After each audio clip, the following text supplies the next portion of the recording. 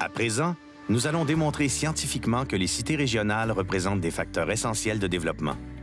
En fait, les 27 cités régionales sont les principales municipalités d'agglomération au Québec, soit des villes d'au moins 10 000 citoyens où sont regroupés les principaux services municipaux et gouvernementaux. En observant attentivement, on constate que chacune d'elles est un noyau central, entouré de municipalités qui bénéficient de sa capacité d'accueil en termes de facteurs marchands et institutionnels. Non seulement elles assument un large éventail de services essentiels aux citoyens et aux entreprises, mais en plus, la création de richesses qu'elles génèrent accroît le pouvoir d'achat de la collectivité. C'est leur poids démographique, économique et social qui les positionne comme acteurs incontournables du développement au Québec. Voyons voir.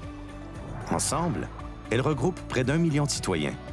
Elles créent 11 % de l'emploi, dont 16 % dans le domaine manufacturier. Elles représentent 17 % de la valeur foncière industrielle et génèrent 31 % des investissements manufacturiers. La vitalité économique des cités régionales favorise un rayonnement qui dépasse leurs frontières. Elles se distinguent nettement des municipalités qui n'ont pas une capacité d'accueil significative.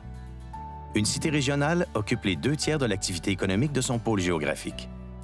Si 94 % de l'investissement manufacturier est injecté dans les cités régionales, c'est parce qu'elles offrent un environnement propice à la création de richesses dont les entreprises ont besoin.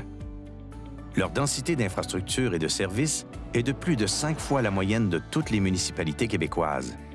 De plus, elles assurent le lien avec les grands centres urbains.